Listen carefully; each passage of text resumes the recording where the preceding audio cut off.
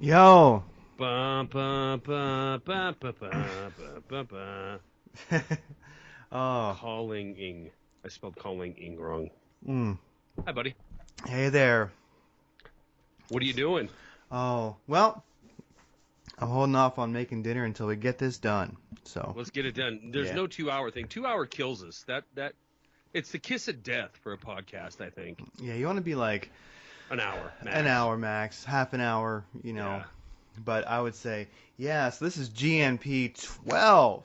yeah, it is. Yeah, on January 7th, Yeah, it is. You're right about that 2016. too.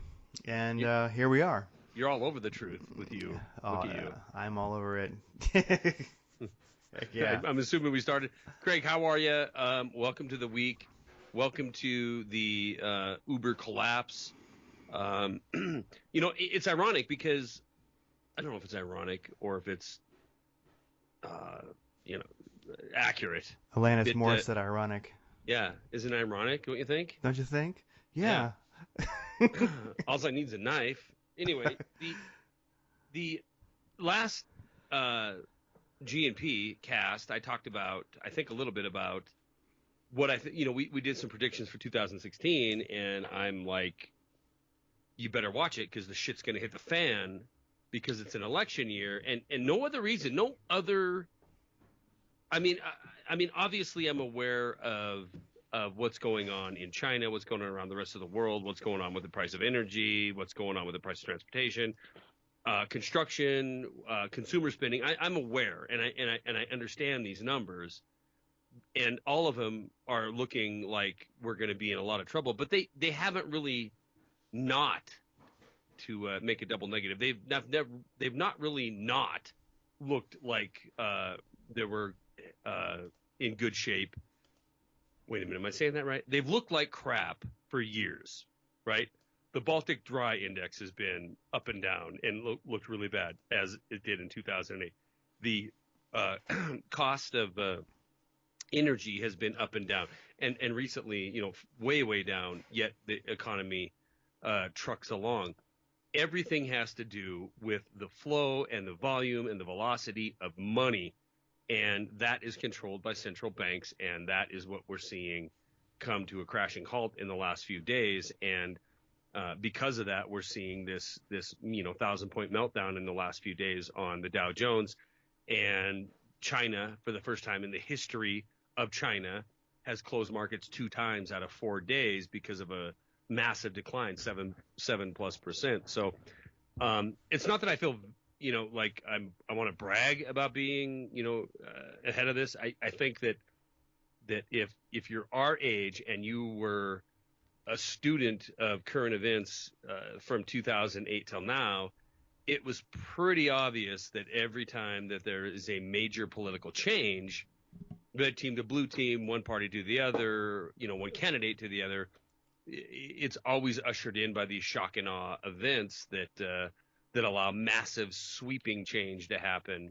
Never is it benefiting the people. It's always benefiting government and corporate interest, and so that's what we have now. And I I hate to say this, but things are going to get a whole lot worse before they get better. And the reason I hate to say that is because you have a good job, I have a good job. We rely on consumerism in order to make our living, and me in construction, you in pretty much everything else with where you're at. But a slowdown is going to hurt you, me, and in basically everybody else. Not that 16,000, 14,000, 5,000, 1,000 on the Dow makes a whole lot of difference to most people in this country, because over the last nearly a decade, um, the power brokers have inflated and pumped up the market. The middle class has gone the way of the dying over the last 7 8 years, and have less and less money to put into the market. But very very interesting time, very very tumultuous time, and I've put out a couple videos lately talking about this. And basically, it ties into GNP because I think the shit is hitting the fan.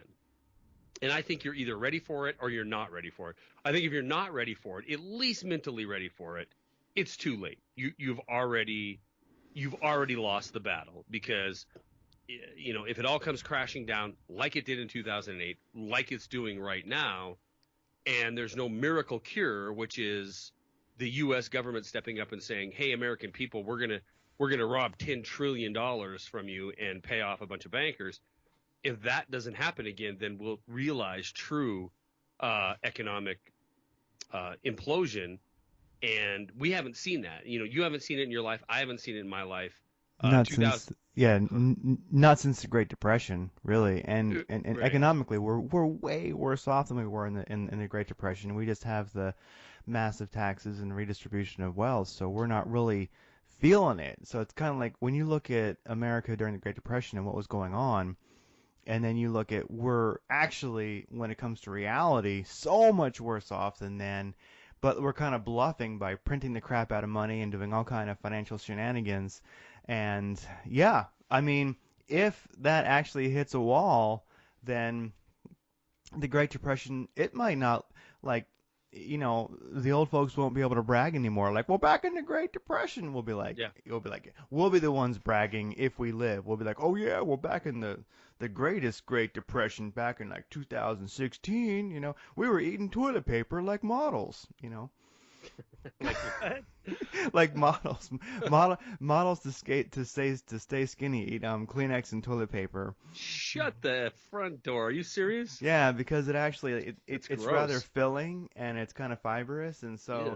and it has no calories and there's no carbs, so it's Yuck. kind of like eating nothing. So like when they like freak out like, "Oh my God, I need something. I can't." They'll just down a roll of toilet paper. Ugh. Uh, you know, which is another sign of society's kind of sickness where, you're so vain I have to be like, 1% body fat, so I'll just eat toilet paper. And that's the thing. There's so many. I mean, tonight before the program, when I was texting you about what time we were going to roll tonight, I was walking through a Target just trying to. I wanted to pick up a beanie because I lost one of my beanies, and I like hats because I'm virtually bald. And I went there to pick up that and a new wallet because mine's all beat up and tore up. And I also wanted to get some. I'm back in the every time I'm in a store, I buy a case of water. Every time that I have the opportunity to put something on the shelf that's going to last me a long time, I do that. I've never really stopped doing that. But going into end of 2015 into 2016, I really have increased that. But walking through Target, I'm just an observation. I'm an observer of humanity, I guess, and I walking through and watching people and seeing what they're interested in, what they give a crap about, and realize that even after 5, 6, 7 years, 8 years of living through very very difficult economic times, and it is. I mean, we are there, and a lot of people are like, "Ah, you're full of crap, McGrath," because things aren't that bad, and the truth of the matter is things are that bad and worse. But it's like Craig just said, it's masked, it's hidden, because we still have the ability to do certain things with the world reserve currency. And an example is, in 2008, on this day in 2008, we had $9,631 billion in debt. And if we flash forward to 2016, it's 18 trillion 800 billion. So, we've doubled that number, and the projections are even ridiculously worse. But so in doubling our national debt from George Washington to 2008, 9 trillion, and from 9 trillion to 18 trillion, doubling that, it did some amazing things. It'll let a lot of people go to school on debt. It let credit cards run through the roof with debt. It let us pretend that we were in some kind of economic recovery, even though we have a continuing falling, depressing participation rate in our workforce. And so, depression, yeah, we have same kind of level of participation rate. We have same kind of level of employment. Um, Even though, we're touting this 5%, it's not. It's like 19% if we do real math. but we can hide it because we have the world reserve currency and because the Federal Reserve is more than happy to lend money to the U.S. government because every time they do, they make money, right? They build it out of thin air and give it to us, and we pay interest on it. So um, realizing a depression and being in one have now become two different things. But I do believe wholeheartedly, and I've said for several years now, that the ultimate goal is brilliantly simple. Bring the world to its knees. Let the world understand that the only solution is more governance, and build that platform. And how do you do that? You go through one crisis after another where the government comes in and for all intents and purposes, with debt, with fake money, with more and more loss of freedom, they solve that problem. And that's what we've had up until now. We've had 2001, the terrorist attack, nonstop war since then around the world. Very minimal activity since then. You have 2008, a financial crisis. The government saying we have to do everything we possibly can in order to save these too big to fail institutions, or your 401k is going to fall through the floor.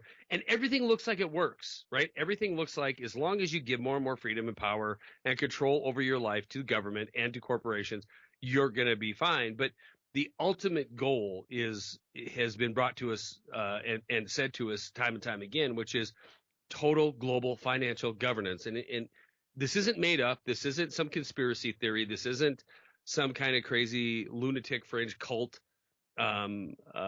ideology. This is reality. This is what our own former Treasury Secretary talked about, global financial government. This is what the European head of the central bank in Europe talked about, Jean-Claude Trichet, globalized financial governance.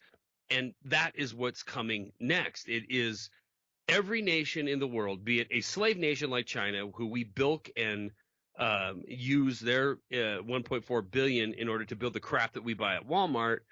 Everybody from them to the most consumerized nation in the world, the United States, feeling a massive pain. It has to be massive and it has to be painful because those are the things that lead to malleability. And malleability is what will lead to global financial governance. I don't know if it's out of New York and the Federal Reserve. I don't know if it's out of Washington, D.C. I don't know if it's out of Brussels, but it is coming. And before the solution is presented to us, we have to have this massive, massive crisis. And I think we see that right now. I don't know if it happens in the next days or the next months, but in 2016, I think we definitely see it. Yeah, I think 2016 is going to be an interesting year along those lines. I mean, I agree. Fair enough. It's like you backed away from the microphone when I start ranting, and then like I'm gonna you're like stirring the hamburger helper for dinner, and like you run back to the microphone. Is that what you're doing? Oh no, no, no! It's a lot to think about because what you're saying is true, And I'm actually going through my mind thinking, trying to remember particular quotes and stuff. Like, oh gosh, there was this one guy. I hear pumpkin. I hear pumpkin in the background. Uh, there was, yeah, Yeah, yeah. I call her pumpkin pie. Oh, okay, it is. Yeah, so there was I'm trying to remember. I'll try and find it. I don't have it on hand right now, but there was this great quote from, gosh, he was like an early New World Order type guy, and he talked about we needed to have a I forget. I don't want to quote it because I'll lose it, but pretty much it was along the lines of what you're saying. Yeah. Yeah. Well, so yeah, I think that, and as far as the politics and guns in politics, I think, yeah, turmoil, it could be very, very soon. I mean, in 2008, we had the second half of the year, Q3, Q4, where it just all fell apart. And, that led to holding hands by Democrats and Republicans and coming to Washington and doing the bailouts. And for those of us old enough, we remember that. If you're young, if you're, 15, 16 years old and younger, you probably don't remember it. But that is going to happen again in 2016. I don't know if it happens. It looks like it's happening right now. I mean, it looks like the things that are going to be used to blame the global implosion are in place. It's China. It's the manufacturing world who's falling apart, and it's a real easy blame for the destruction of global economy. And even George Soros came out today and talked about how it's 2008 all over again. And what do we end up at? 392 points down on the Dow today. So I think that marks about 1,000 points in 3 days. Um, Again, these are metrics used by establishment business media and Washington D.C. in order to instill fear, but it's a good marker if you're in the conspiracy realm like me to see, are they manipulating this market so it just absolutely implodes and scares the hell out of everybody? And if it does, then they're gonna end up offering a solution, and guaranteed that solution does nothing for your personal individual freedom or sovereignty. Oh yeah, problem, reaction, solution, as they say. Yeah, I mean, I sometimes wonder, how much is it planned, and then how much is it uh, just kind of like you might say like global incompetence to some extent. Like it's planned, but at the same time, it isn't like everyone's on the same page. So you've always got these kind of conflicting interests. Yeah, I mean, so it always seems like maybe they have a plan, but at the same time, it's not necessarily completely under control, and you start wondering. It's like you think I think they're nervous too because they don't know what's going on. I think that one thing that's really thrown a wrench in the operations, at least for the West, I think is the BRIC nations becoming more financially powerful right. and such. So it's kind of like how do you really plan things perfectly when you have all of a sudden adversaries that are stronger than they used to be.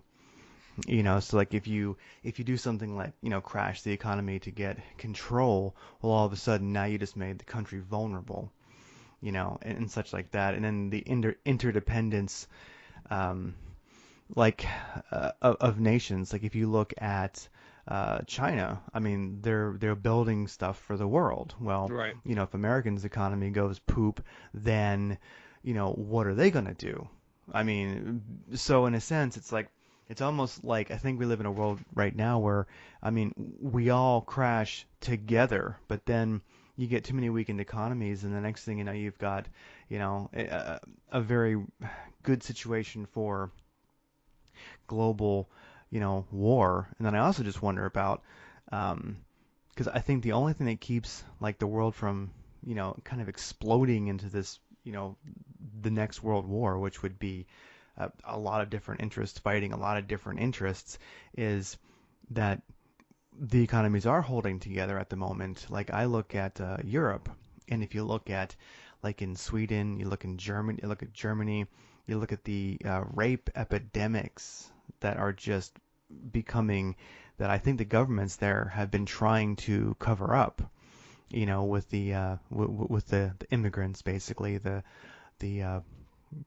people from South Africa and the Middle Eastern countries, Sure. going into those countries. Well, I think that the government, see, I look at it and I know many people think it's all about money and they think that's all there is to it. They think it's just about, cheap labor and that's why the governments are promoting it. I'd say, well, I think when you only look at money, you're missing a lot. And I think it could be, but at the same time, I think it's to, destroy the cultural identity of those countries and then make them pliable to a new world order, to a new, to a, a one world governance, as you say.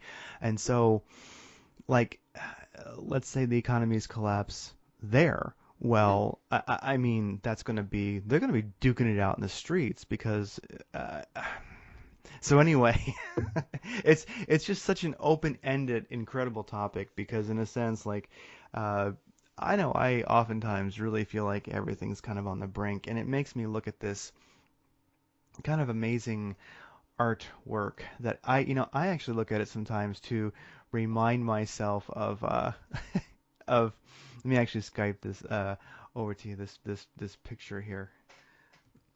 So I look at this. It's called like I know I've mentioned it before, but I think sometimes people need like a little bit of something to kind of ground themselves to, and I look at this great by this guy named Thomas Cole. I think he made these between like 1833 and 1836. No, it's 1834 to 1836. Yeah, this series of paintings called The Course of Empire, Hmm. and they're amazing. And if you look at it, I think if you look at like this country, look at a lot of the world events, you look at a lot of what's going on, I think most people who are kind of paying attention to things feel a little bit like unnerved lately. I think it's really common Yeah. because they know that something is about to happen. People are very intuitive. So, I mean, I know I constantly go like, man, I feel unsettled. And I go, oh, well, it's because I'm waiting for something to happen, These you are know? awesome. These are awesome paintings, by the way. Yeah. And so when I look at it, I think uh, sometimes we have to just remind ourselves that the course of empire, this happens over and over and over again. And I think Yeah, Thomas Cole truly grasped it. And that's back in the 1830s when he made these. He was born sure. in Europe originally, and he moved to America, and he made some other paintings. But if you look at it, like where are we at? We're like I think like second to the last one, you know, and the course of empire from 1836, the destruction one. Then you go into desolation, and there's no one following desolation because it just goes back to the very beginning one. The course of empire, the savage state. You start again. So Right. in a sense, you know, um, like I agree with everything you're saying, like financially and geopolitically along those lines, but I think something I've been thinking is a lot of along the lines of what you're saying, like a lot of people have been mentioning like the exec orders on gun control, you know, and they'll be like, what do you think of that? And I actually, for the first time, I'm kind of like, I don't care, because if you look at it, That's hilarious to me because because I freaked out, as you I, well I, know. I, I, I don't like it. I look at that and I go, what? But at the same time, if you look at it, um, in the midst of all that's going on and like the unsettled feeling many people have, and if you look at like Uh-huh. the TPP, and then you Right. look at like kind of the BRICS in the West not being very happy, you look at the problems Europe's having with immigration. If you look at the whole world right now, it's actually small potatoes. And if you look at people might say, oh, but it's infringing on our rights, and oh, believe me, I know it is. But like, look at the big picture. There's just so much shit going on right now. It doesn't really matter. It all just you know, because also so many of those like patient doctor like the idea of everything that you do at a doctor becoming part of a database that can be scoured Yeah. to then you know uh, uh, God, there's person been a lot in the last since we've done this program, hasn't there? yeah yeah It's only been a few days. yeah so yeah no that's why it's good that we like made our predictions, like get those down before they happen, Yeah, and but here they are. yeah. Bam.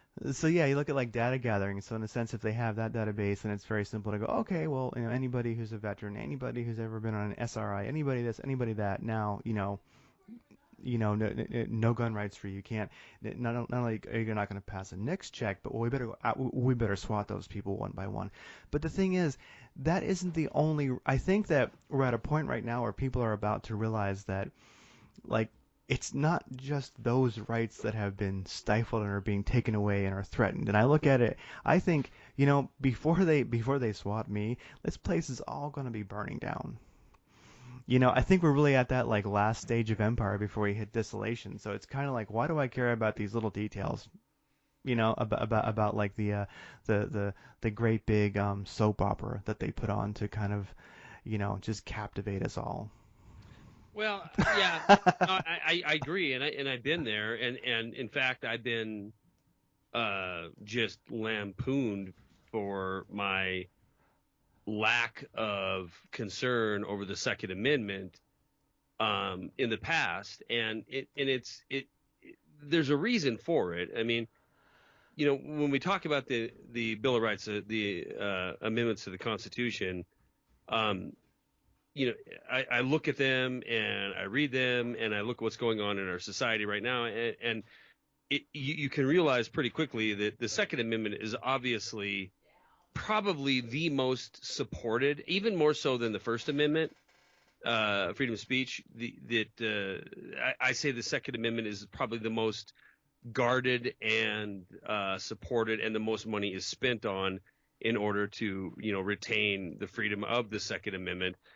And so when I hear a bunch of bullcrap talk about, from the left, talking about they're going to reel in, guns, and they're going to, promote gun control, and they're this, that, and the other thing in order to save us all, I don't pay a lot of credence to it, because it's so simple, it's so brief, and it's so entrenched in our culture that it's going to take something incredibly, incredibly massive in order to truly fundamentally change the Second Amendment. A well-regulated militia being necessary to the security of a free state, the right of the people to keep and bear arms shall not be infringed. Super simple, super short, and hard to dispute. And so I would get comments from people on Bernie Sanders, he's anti-gun, blah, blah, blah. And I'm like, I don't care. Who cares? I don't care what he is. He never gave me the Second Amendment. He can't take it away. And when I saw Obama come out the other day, it really pissed me off, because it isn't about new legislation. There's nothing new here. There's nothing new. It's everything to do with expanding the and I don't want to just say Obama, because people who just think this is Obama, you're dumb. It isn't. It's government, period. Blue team or red team. It's the ability for government to expand its power to define law, to define it and to interpret it and to change it as they see fit, not through congressional approval, but through definition, is what is, infuriating to me and terrifying to me. So when Obama comes out taking existing law that we have on the books, nothing changed, nothing added. The only thing he's going to add is about 500 federal employees to enforce, background checks and that kind of thing. As far as legislation goes, there's nothing that's being added. Can't. Congress isn't involved. So what's he doing? He's taking existing legislation and he's redefining what words mean, what it means to be somebody who buys or sells or deals in guns, what it means to be enforcement. Now you have your medical practitioner as becoming an agent of the ATF and being required to report if Craig has a bad year and he's put on Prozac for a few months. Now he's got to be reported, so he goes to buy himself a brand new AK and he can't because he's on a list. That is what is terrifying to me. It isn't. We're so over legislated now. There's a law that covers everything. You do anything and there's a law against it. I guarantee it. We're so over legislated. It's so over legalized to exist in this country. That's why if you get pulled over in a vehicle, even if you're doing, your lights work, your car's brand new, you're exactly at the speed limit. Sorry.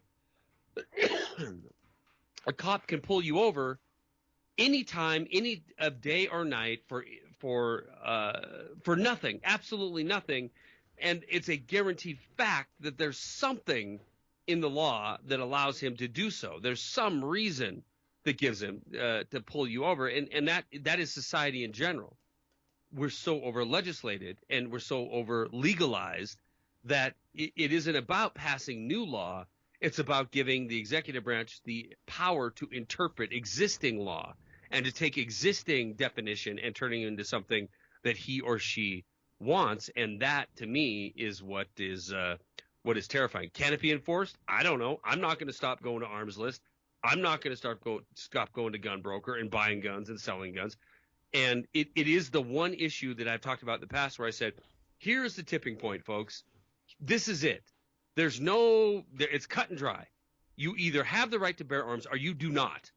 And if you have a government that tells you you do not have the right to bear arms, then people are going to literally die over that kind of a push. And I think that, we're drawing closer and closer to that moment. Now, sprinkle in a little global economic implosion, and terror in the streets because the economy is so bad and people are starving and people are panicking because of current economic events, and it gives all kinds of cover in the world to let an executive branch expand the definition of what a word means so that you will lose your right to keep and bear arms. And when that occurs, I'm going to tell you right now, and I'm speaking for me, not for Craig Simpson. I'm speaking for me, Charlie McGrath. That is what I am willing to die over, and that is what I am willing to kill over. Is that amendment, that Second Amendment? I will not capitulate. I will not bow down. I will not uh, give up my Second Amendment. I will not give it up at all. Period. And I believe, and I have for a long time, that there's a lot of people just like me who sit here and watch the degradation of our Constitution and say, that this is where the point will go where I won't take it anymore.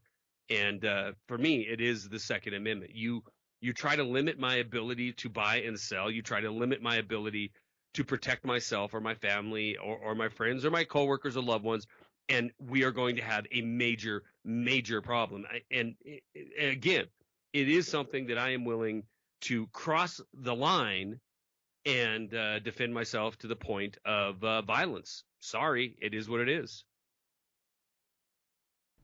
Craig. No, I hear you, and I think that when it comes to that point, I look at it like that's where a lot of the current uh, uh, like the latest like exec. Hold on one second.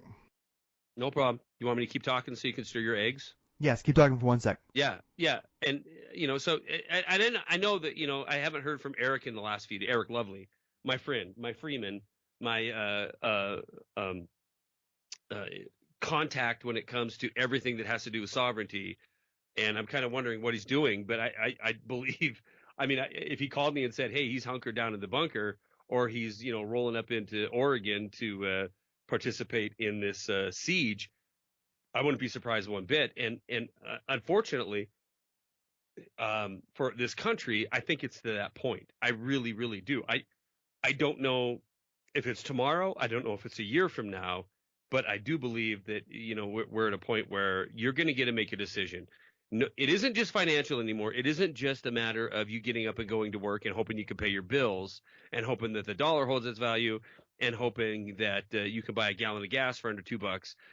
It's a point of now, are you willing to give up everything that you have, everything, the control of your family, the control of your financial destiny, the control of your health care, the control of your children, the control of everything that you are you really, really ready to give that up so you can maintain normality?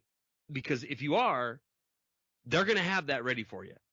Everything's going to be fine. All you need to do is give us ultimate control and ultimate power. If you're not, then unfortunately, you're going to get to make a decision. Are you willing to fight for it? Are you willing to kill for it? Are you willing to die for it?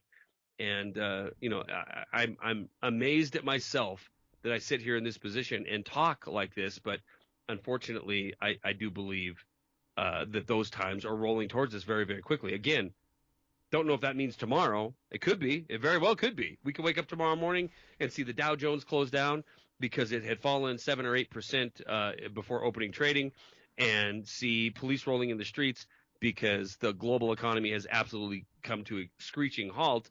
That could happen tomorrow morning. It very well could. It could happen a year from now. It could happen 2 years from now. But inevitably, that is what's coming. Craig, are you back with me? I am. Okay, good. Yeah. Well, so I think that like that decision for a lot of people, I think is, I remember the first Bundy Ranch thing, and Yeah, there was a lot of people who now, 'cause now like, my take on Bundy, like Bundy Ranch one, was that Bundy was just a nut, honestly, an old guy who didn't want to pay taxes, and sure. he lured a lot of people. Well, a lot of people went to the aid of that situation, and I think their intention was good, Mhm. and but I think what really ended that situation was that people realized that, well, Bundy was a nut, and it wasn't really a good cause, and they just left. But like I know I sent you some.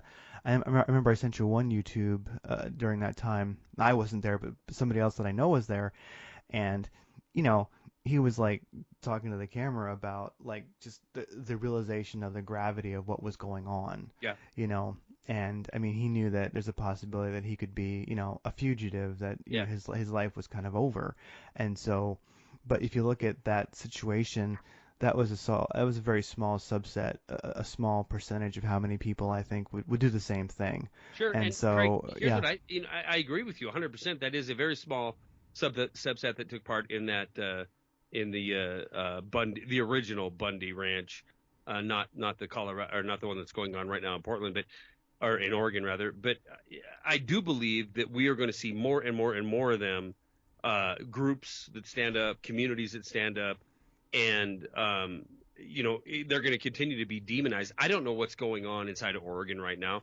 I know that the establishment media wants me to believe they're a bunch of whack jobs, but I don't believe that. I believe they're just people that are fed up and they're looking for something to rally their flag around. And but I do believe we're going to see more and more and more of that, and then inevitably, again, this could be tomorrow, this could be tonight while we're talking right now.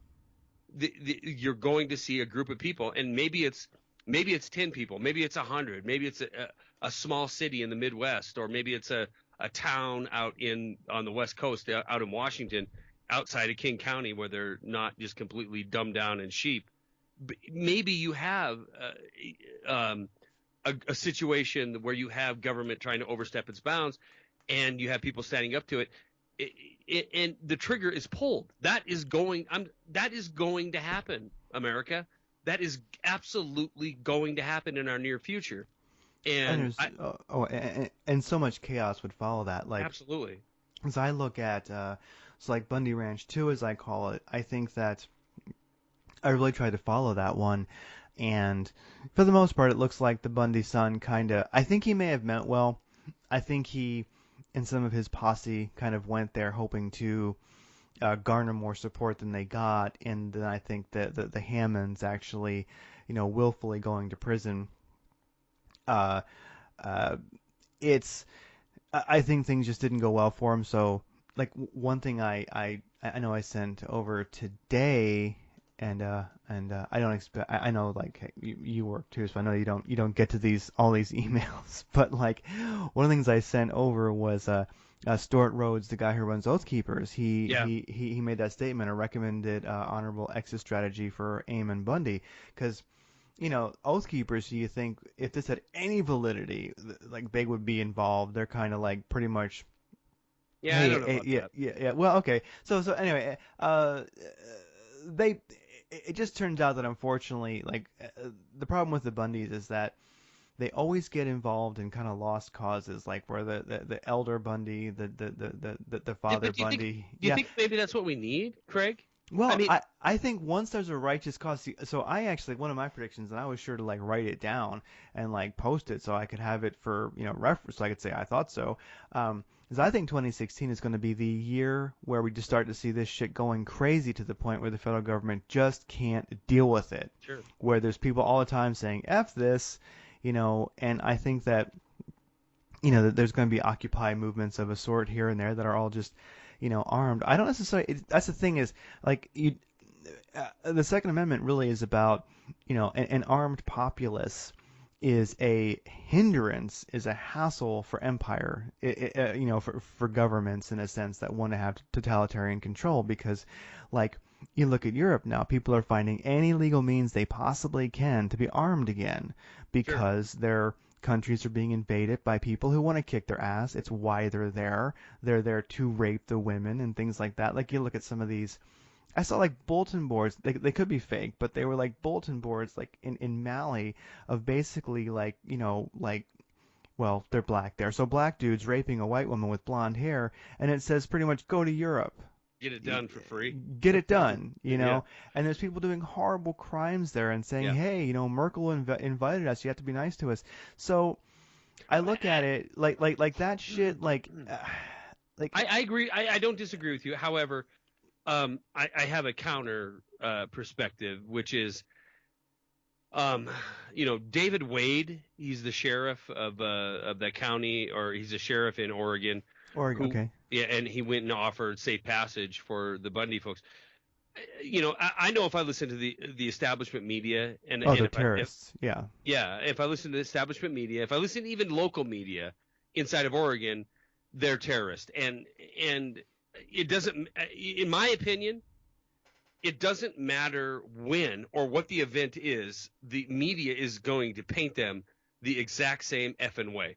They're going to be terrorists. They're going to be the scum of the Oh, earth who stand up for themselves. So, as far as I'm concerned, although the situation going on in Oregon, I know Bundy is not from Oregon. I know he's trying to escalate the situation and to draw attention to the cause.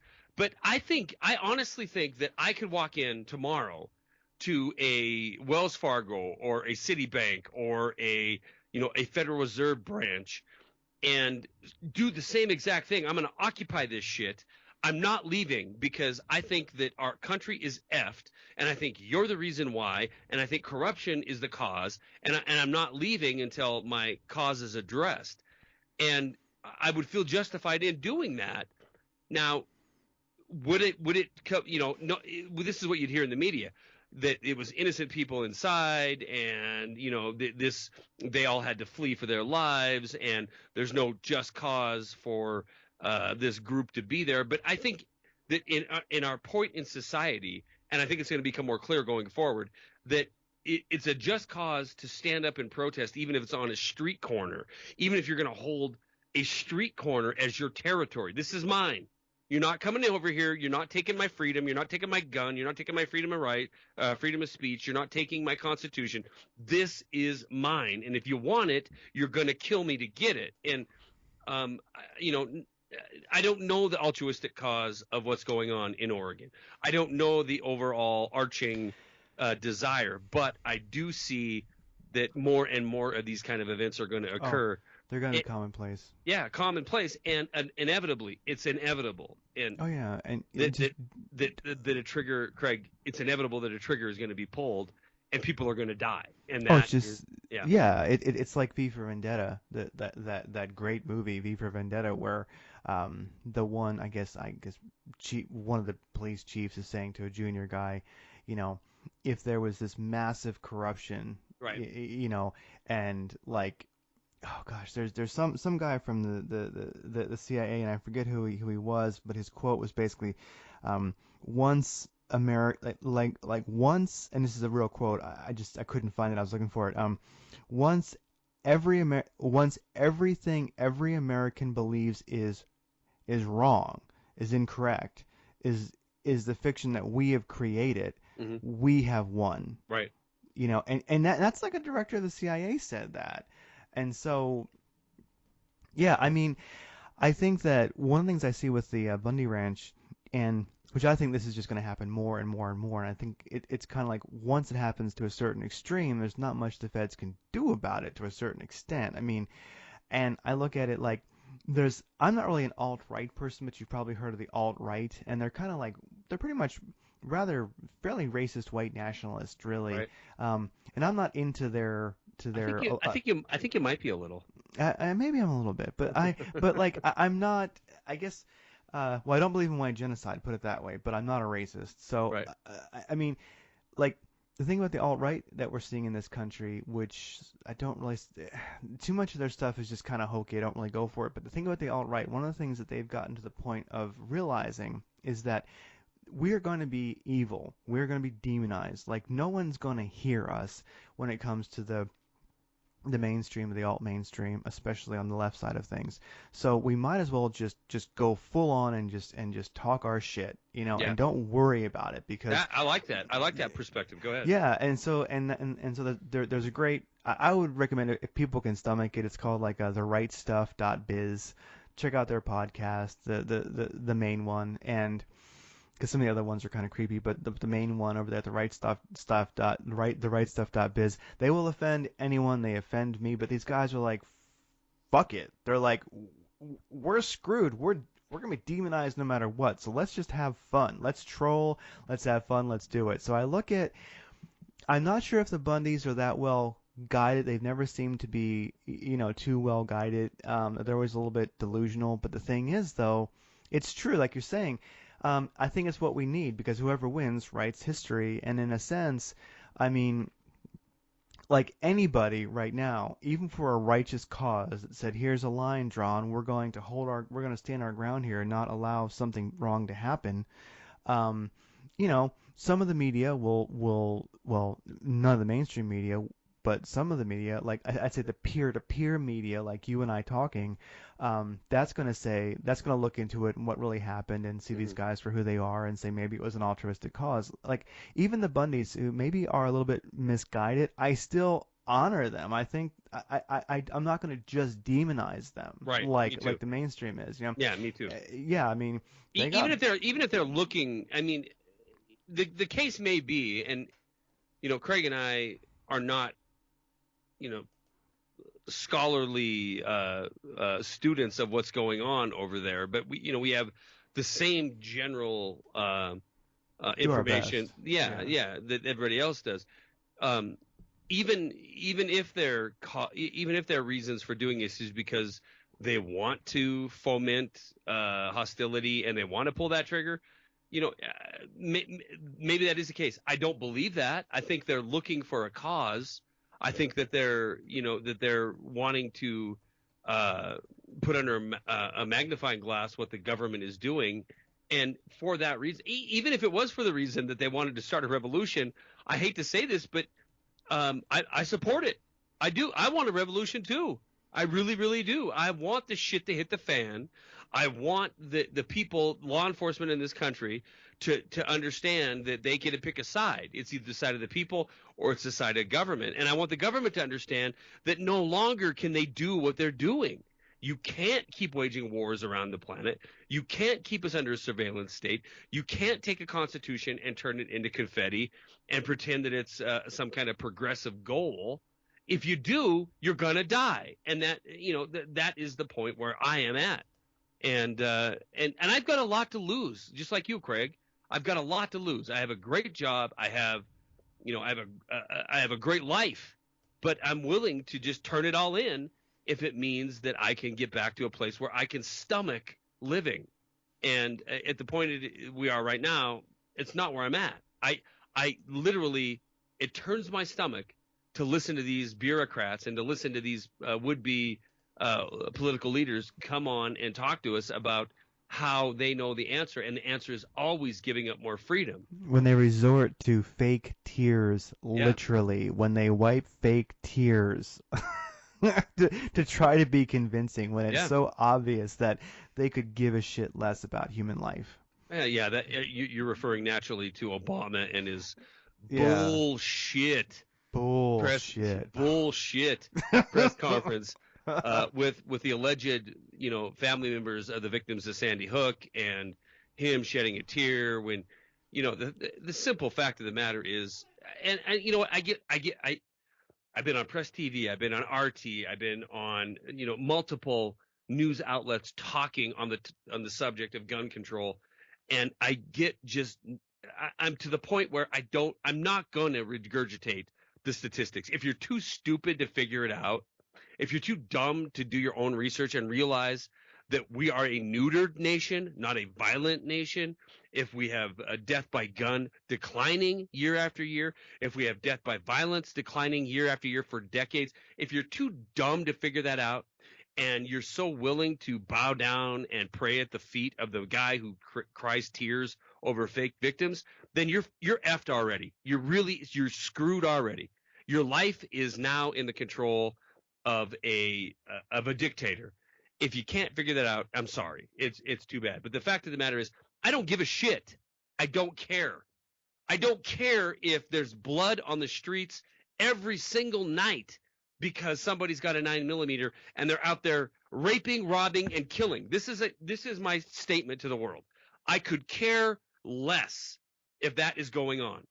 If it is, you still cannot have my inalienable right of the Second Amendment.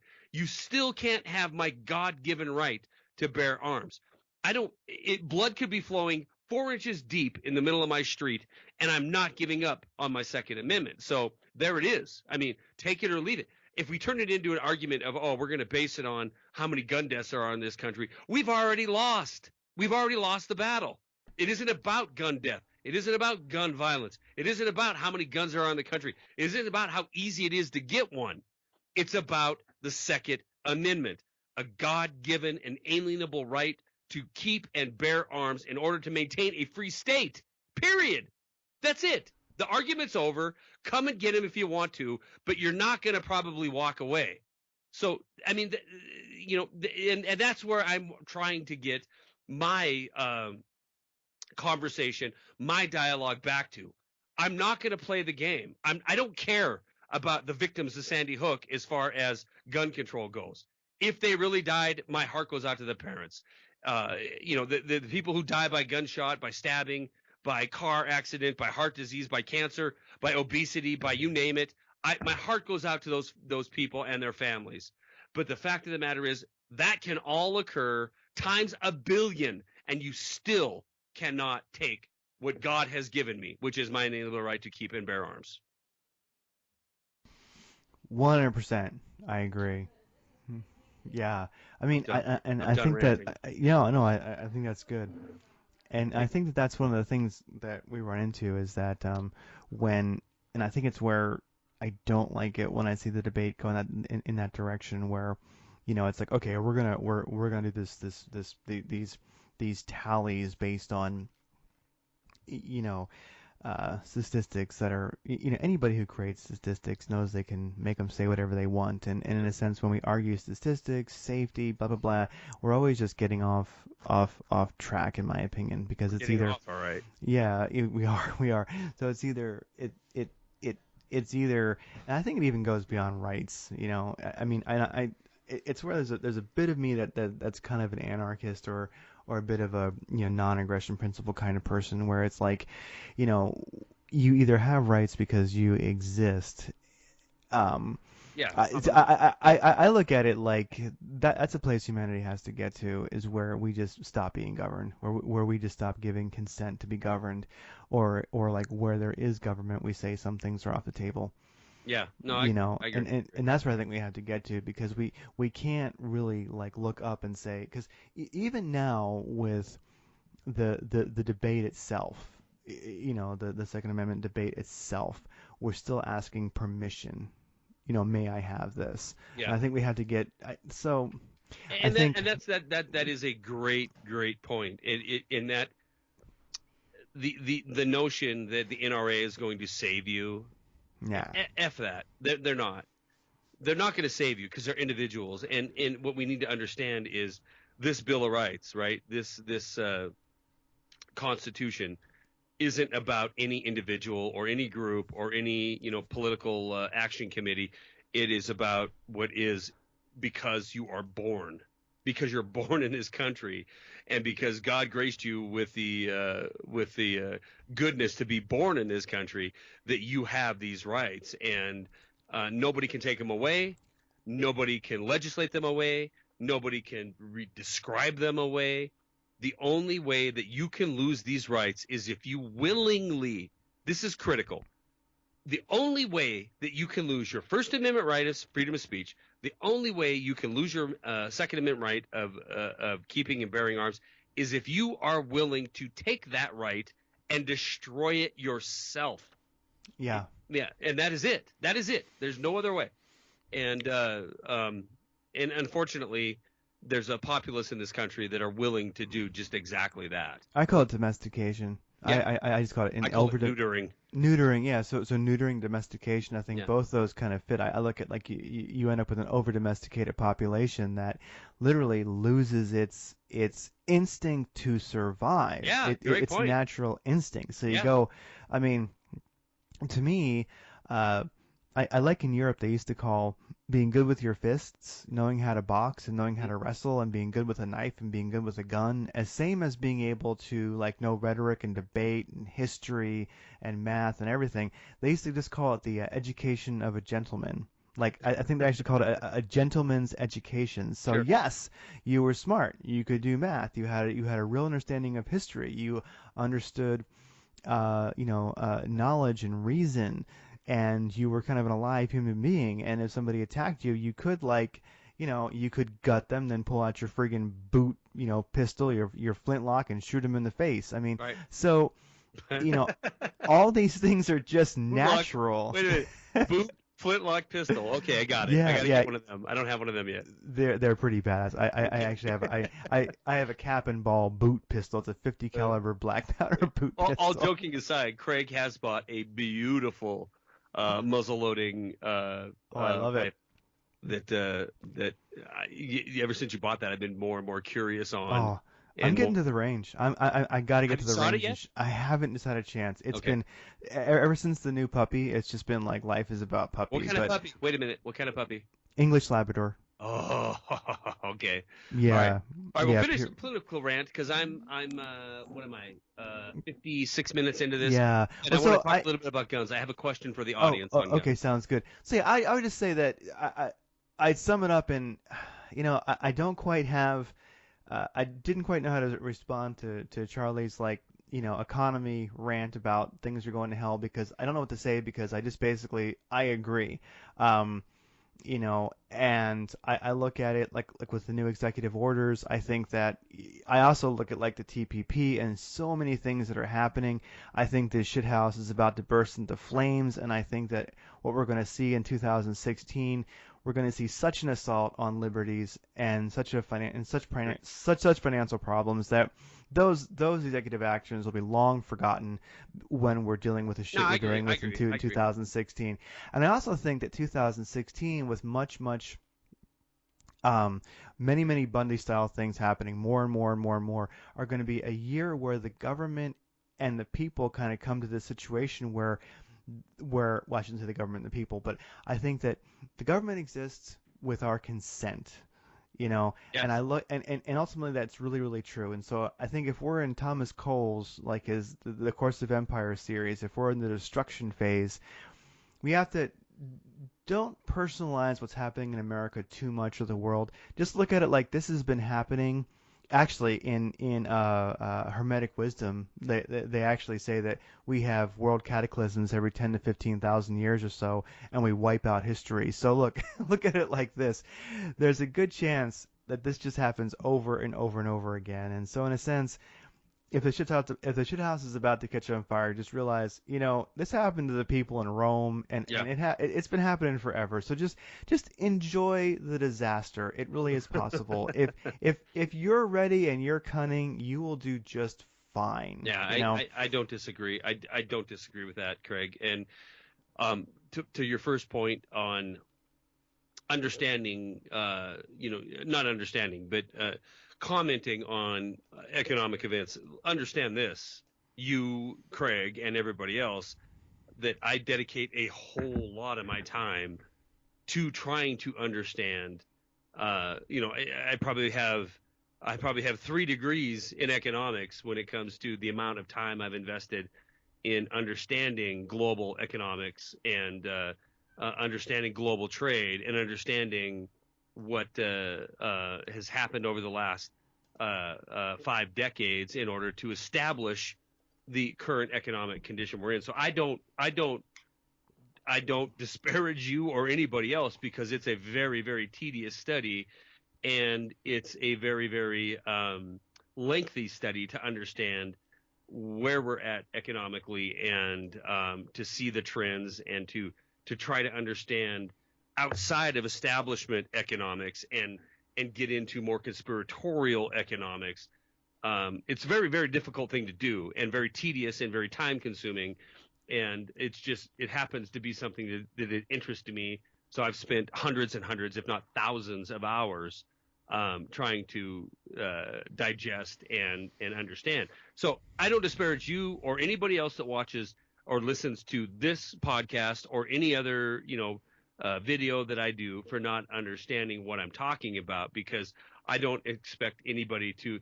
Everybody has their areas of interest, and I certainly am not an expert on everything that you are. Just like I'm not an expert on everything that everybody that listens to our program or my videos is. So, understandable. Um, the good news is, I think, that what is going on is self-evident, and I think you get that, and I think most Oh people yeah. get that. That you can see what's going on globally, and you can feel it. It's palpable, and that is where I'm sending off my alarm bells. Look, I didn't freak out.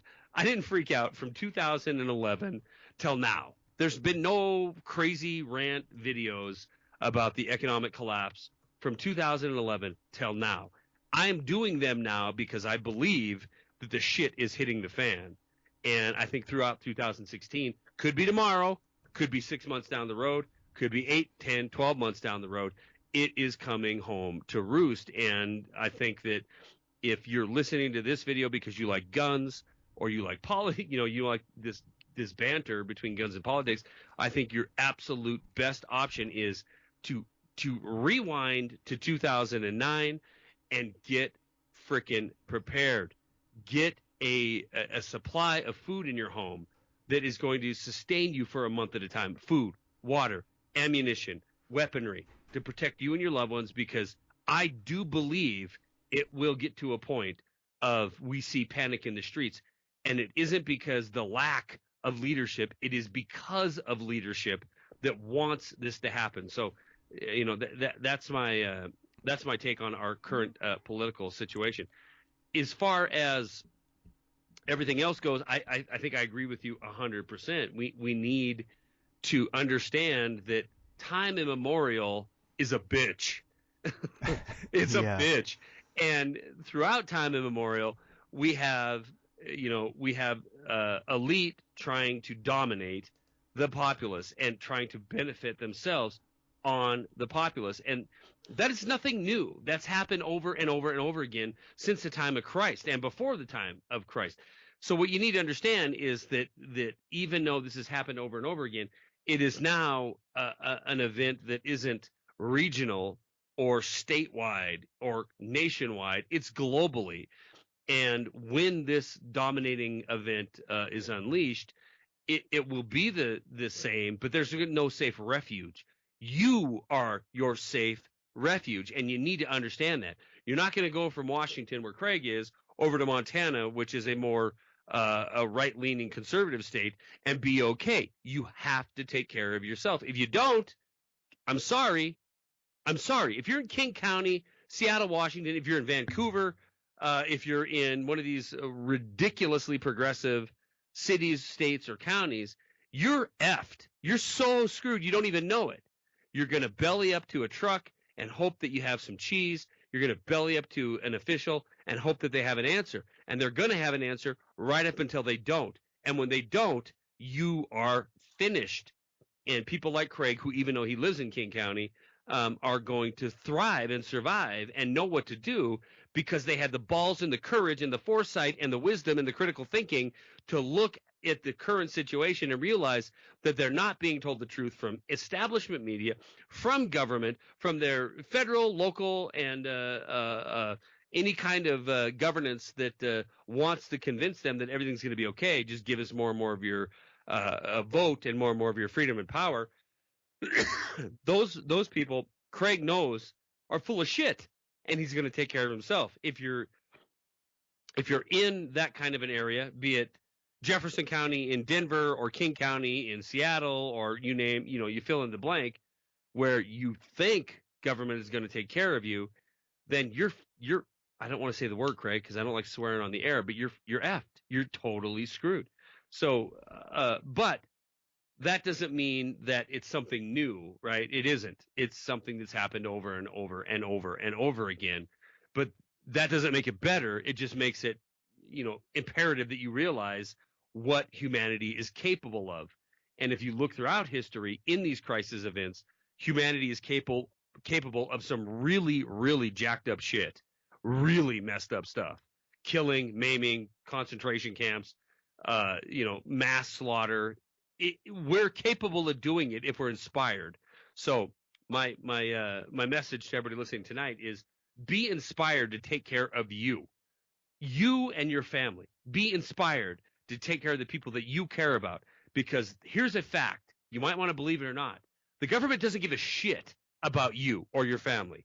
They don't care. Nobody does. Your neighbor doesn't give a shit about you or your family. Only you do. So be inspired to take care of that which you love because nobody else does. And everybody else in a crisis situation, in an absolute breakdown crisis situation, is ready to sacrifice that which you love in order to benefit that which they love. So that's my message for tonight. Craig, are you stirring eggs? Oh, sorry, I pushed the wrong button. No. I was going to say, and also people should realize that, you know, it's very likely that they'll be in a leadership position Yeah, in that that's situation, absolutely right. and are you ready? So I think that, Yeah, the guy who is keeps to himself, goes to work every day, yet he collects AR-15s, AK-47s, got a life 9mm. straw in his bug out bag. Exactly. That guy, Exactly. you listening to us right now, that guy or gal, because there's gals that do that as well. You are going to be a leader when the shit hits the fan. Seriously. Yeah, absolutely. When the shit hits the fan and people can't eat and people can't go to work and they can't put gas in their vehicle or they can't afford what's on the shelves, you instantly are going to be a leader. So you better realize that. So you're either going to shut your doors and take care of you and yours, or if you're going to go out and try to conduct commerce with your fellow American, you are going to be looked at as a leader because you're surviving. And Craig, that is an absolutely outstanding point. You better plan on that as well. You might be an introvert shut-in that wants to do nothing more than take care of you and your own. How are you going to deal when your neighbor knocks on your door and says, "How the hell did you know this was coming, man? How did you know this was going to happen? How did you know I couldn't walk down the street without getting robbed and raped and murdered and killed for what I have, which is 3 cans of SpaghettiOs?" No, exactly. I would say that it's kind of like Han Solo in in Well, in look at you in referencing Star hey, Wars. Han Solo in the first Star Wars. That was like the Wow. whole the whole unsuspecting, like what was that label that was called, the unwilling, or like the unsuspecting hero, somebody who Hmm. didn't expect to be, But he never wanted was. to be, but then finds themselves in that role, and Did then you they watch the step new movie, they by the way? I may one day, but I'm not interested. You haven't yet. The funny thing is for me, like the first Star Wars, since I was alive back then, back in like 1830, I think, when the first Star Wars came Yeah, out. unfortunately, me too. Yeah, and to me, like the first Star Wars was Star Wars, and all the rest are just bullshit. Like, Okay, you here's the deal. I I'm with you. I'm 100% with you.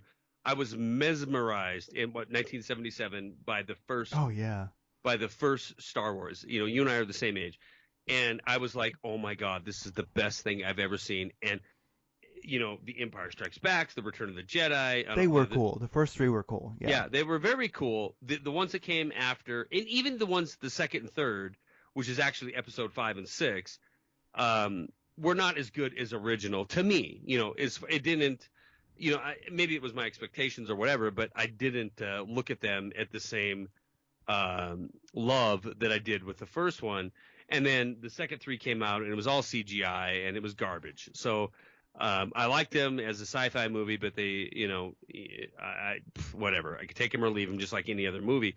However, I will say this: if you haven't seen the latest yet, which is episode 7, then I encourage you, Craig Simpson, to go take your wife, go to one of them theaters in Seattle before it's too late that serve dinner and movie, and that's what Oh I. yeah, iPix. That's what I only go there. Yeah. Yeah. Well, we do in Denver. We do. Oh shit, I can't remember the name of it now. It's a theater that does that. It's a dinner It's and got the recliners and yeah, like exactly. the push buttons for service for like more wine. Yeah. Yes, exactly. We More go to wine. yeah, exactly, and we go to that and we sit back and watch it. And over Christmas, when I went down and spent Christmas with my lovely, outstanding girlfriend, we went and watched Star Wars and had dinner, and it was absolutely fantastic. It was completely retro. It was completely gritty and dirty and not virtually no CGI, all practical effects, not special effects. And I think you'll really, really like it. If you liked the first one, you're really, really gonna like this latest edition because it feels like you're back in 1977 Oh, watching the first one again. Now I gotta watch it. Yeah, Jeez. you will Well, like it. I promise you. and one thing I thought I'll mention before we wrap it up is I really wanted to Forgotten Weapons, the channel. Okay, for one thing, for people I think the ultimate like prepper YouTube is probably Demcat. He's so great. Love Dimcad. I've Like interviewed just him 100 times. yeah, everyone's got to follow Demcat. But also uh, Forgotten Weapons, an essential YouTube channel to follow. You know, for people who really I'm going to go a like. step further and say, Forgotten Weapons is an outside. I think I brought that to your attention You did, yeah, a while back. But essential. essential, but even a more essential channel than Forgotten Weapons, because you're going to see everything that they have is Full 30. Full 30 is I don't know, a dozen different YouTubers who they put all their material on. You can scroll down and watch the ones you like and don't watch the ones you want. But every Forgotten Weapons episode is there. Every In Range, which is another channel that I really like. I like In Range. Yeah. They're like history Yeah. Vignettes about. Yeah, Oh, exactly. those are so amazing. Yeah, Yeah. those are so awesome. So yeah, In Range, which if you go to Forgotten Weapons, you'll definitely see the In Range Yeah. link. Also, because it's the same channel. Exactly. Well, it's a It's a collaboration between him yeah, and it's a another guy. collaboration. Yeah, and so. Forgotten Weapons did and this is something I know we've talked about endlessly, but um, they actually did a test of an AR and Yes. an AK. Did you see that? Yes, and they put mud Yep. on them, and the AR actually did better. Absolutely. And the reasons are surprised me. I hadn't thought of that. That when the dust cover is closed, that's good. If you don't have a dust cover, the bolt literally does act as the piston, Sure. and then the hot gases, which make it dirty Pull it as all out of there. crap and horrible to clean. Anybody who's ever used one knows that. Um, do actually blow out the dirt Yes. if you get mud in it. It's something that I've said for years since I've been in the military.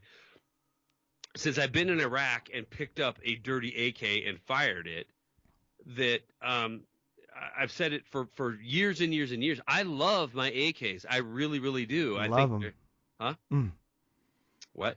Love them. Yeah, I do. I love them. I think they're very reliable. I think they're if anything else, I'm not in the military anymore, and neither are 99.9% of the people who own an AK, right? And they're fun. They're just fun to shoot.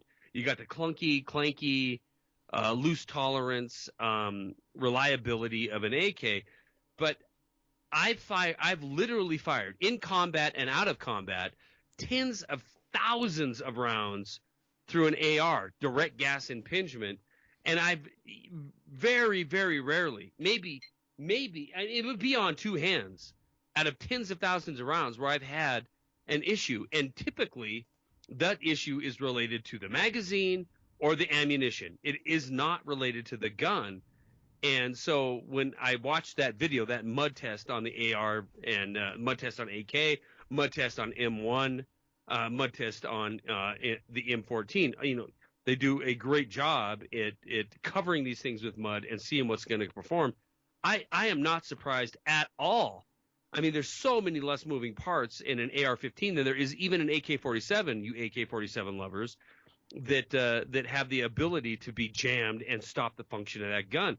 An AR-15 is simplicity at its best. You have a bolt carrier group that is sealing off any kind of mud, even when the dust cover is down. That more likely than not, and that's the thing, more likely than not, it is going to fire when you pull that trigger. Not only is it going to fire, it's going to clear any kind of debris, and it's going to rechamber and refire. And I hadn't thought of that. I had not thought of that. Those videos were really enlightening to me. I just hadn't thought of that because all my experience with the AR or the M16 is in a desert where it's sandy, Sure. and that just was like death to it. And the AK actually did better there. But when you dump mud on it, that changes everything. So it really gave me a perspective that I had never really seen or thought of before. I fired at least 100 magazines in combat in Iraq. At least 100. Now, for those of us who've been in combat, and for those of you who don't know, It ain't that many. well, 100 rounds, it isn't that many, and let me be honest with you. A lot of them is holy shit. I'm being shot at, so I'm going to shoot back. Empire supremacy too. You know, like Supremacy. You're yeah. pulling the trigger in order to suppress an enemy that is firing at you. So, not that they were 100 well-aimed magazines, but they were 100 magazines, which is 3,000 rounds if you do the math on that. And I was in the absolute dustiest, sandiest condition that you can imagine. Now, I was military, so I was trained from day one in order to take care of my weapon, which I did. But after I lived in the desert for 9 months before I went into combat, and obviously you're going to be exposed to natural environments. You're going to be exposed to lackadaisical maintenance and laziness. So was my weapon perfectly clean? No. But was it clean enough that it never malfunctioned? Absolutely. I pulled the trigger. Most of my fire was not automatic or burst fire. It was semi-automatic. Mm-hmm. And so, I pulled the trigger, let's say, 3,000 rounds. I pulled it 2,000 times. There was some fire, and I never once had a malfunction. So the argument of direct gas impingement as being a liability, I think, is complete and total bullshit. I think, especially when you watch it blow mud out of the chamber. I had not thought of that, and I went, okay, now I see a pro to it where I had not thought of before. Yeah, it is true that your bolt gets hot. That everything and dirty, dirty, absolutely, it gets extremely dirty. But the fact of the matter is, a bunch of carbon blowing back, a bunch of gas debris blowing back through a direct gas impingement tube. It is dirty and it's hot, but it's not a malfunctionable event. Oh yeah. You throw a few grains of sand in a gas piston of a probably not an 8A because the tolerances are so loose, but go ahead. Yeah. Oh, I was gonna say, and yeah, if it actually got in the piston, it probably would be done. Yeah. Exactly. But in the bolt, probably not. Right. Yeah. I love AKs. I'm not taking anything away from them. If the shit hit the fan tomorrow, I'm not grabbing my AK. I'm grabbing my AR, and I've said that from day one because I do absolutely believe in the reliability of that gun. Magazine changes alone. Yeah, magazine changes alone. Yeah, that sells it. Yeah, no, I don't disagree with you. Magazine changes alone. Reliability, the caliber I love, the weight of the ammunition I love.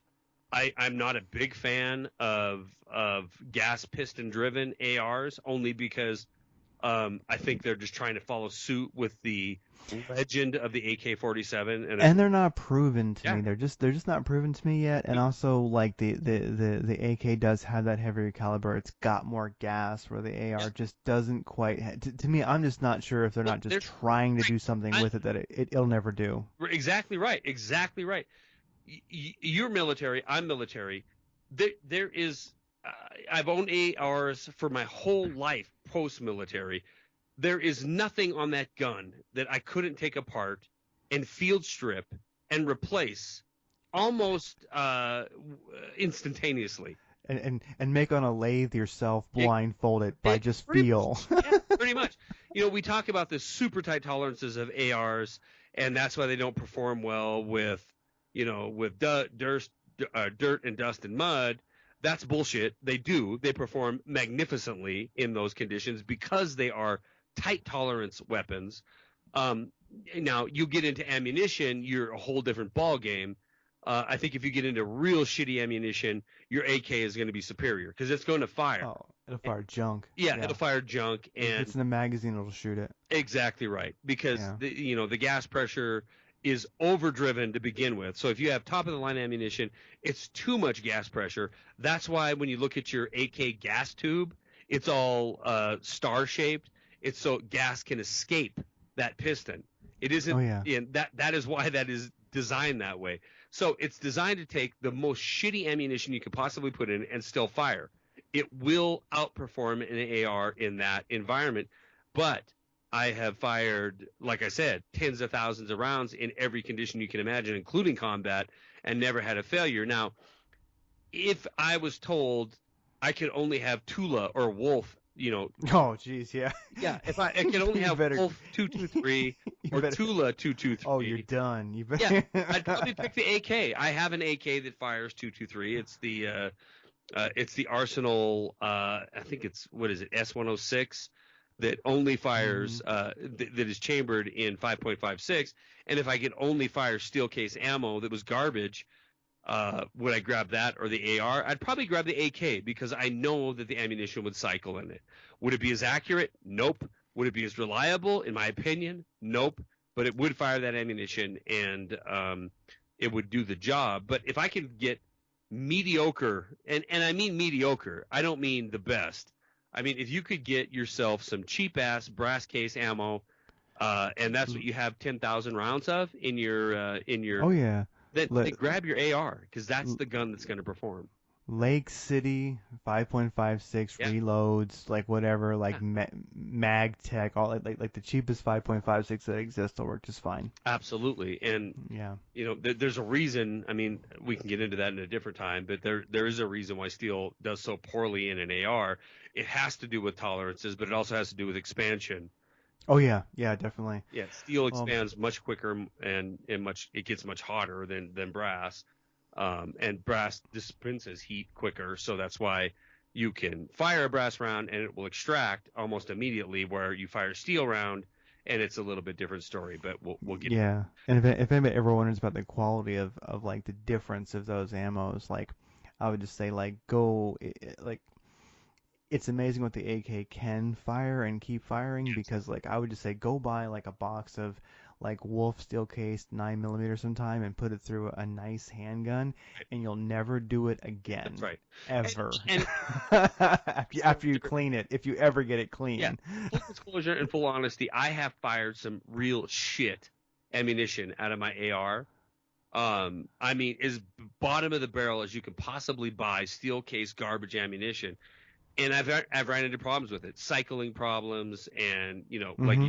carbon buildup problems, because it's just garbage. It's garbage ammunition. That's why it's 15 cents a round, and I wouldn't do that now. I mean, I probably have 10,000 rounds of ammunition, and it's all brass when it comes to what's loaded for the AR because I want reliability. So um, if the shoe was on the other foot and all I had was 10,000 rounds of garbage, then yeah, I probably would grab an AK platform because the tolerances are Oh, so loose that's going to work. But a rifle made to shoot it. yeah, but in field conditions where you're fighting in the mud, forget it. I'm grabbing the AR every single time because it's saved my life before, and I have confidence it would do it again.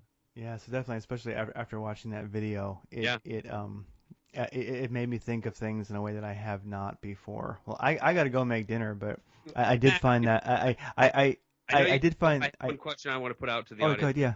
We're a minute or an hour 22 into this, and so if you listen this far, I value your opinion. I have an opportunity to buy a Savage automatic pistol. It is a Savage 1907, chambered in 32 ACP. I don't like to vary from my calibers. I want 308, I want 5.56, and I want 9 millimeter. That's it. But I really like this gun. It's cool. I like 1907s. I know the history of the gun. The price that's being asked for it, it's in good condition, not perfect, but good condition. But since the gun is 90 or 100 years old, I can understand that. The price of it is 350. They've I've countered with 300, and they've accepted the offer, so I can go pick up this gun tomorrow. I want to know the audience's opinion. Should I go buy this gun or not? If you've listened this far into the program, put in the comments, yes, go buy the Savage. No, don't go buy the Savage for 300. It's a ripoff. And when we do our next program, or shortly in the future, the audience is going to decide if I'm spending 300 bucks on this Savage 1907 32 ACP in good condition. So that's the question I have for everybody, Craig. That's awesome. Yeah, I would say like look at the ammo price and definitely like I promise you that this will not get a ton of range time. it's interesting. I mean, I think is it small? Yeah, You have to very send me, small. you have to send me a link to it, yeah. Because I mean, if it's small, there's like some great super concealed carry holsters and things, and like you sometimes something really small, even if the caliber is kind of ridiculous, actually has a value in itself. The So 1907 Savage it interests me because it was one of the very few guns that made it to the finals in the U.S. Army testing when they decided to go with the Colt 1911. Uh, wow, they made the Savage made a 1907 in a 45 ACP that made it. I believe, if my memory serves, there was only two guns that made it to the finals. One was the Savage 1907, and one was the Colt 1911. And obviously, we know the 1911 won it. oh But yeah, but yeah. but it is a extremely reliable gun. It's a very clever design. There are some things about it like no bolt hold open or no slide hold open. I think it has a final shot hold open, but there's some things about it that make it not very Mm-hmm. conducive to a modern tactical handgun. But as far as coolness goes, it's very cool, and I want Oh, it. I But have one, not that one, but for the cool factor. Yep, you know, yeah, you got the Walther PPK. yeah. Yeah. So I can't say I'm immune to that, and I don't totally regret it. Go So go cook your bacon. all right, so I'm gonna get out of here. Yeah, and I found that quote. It's by William Casey. He's an ex-director of the CIA. I'm not sure when he was, what George years George, it W- was, but George H.W. Bush is when William Casey was. okay. Yeah, and he has a quote. It's somewhat disputed if it's true or not. Most people tend to lend to it being true. As he said, we'll know our disinformation program is complete when everything the American public believes is false. I like it. So I like it a hey, lot. that's recent history, people. Craig, thank you Ah. very much for this hour and a half. This has been Guns and Politics number 12. We will be back next week with GnP 13. Thank you, everybody, for hanging out with us for this hour and 30 minutes. Don't forget to answer the question, should I buy this gun or not? And we'll see you next week. Talk to you later. Bye bye.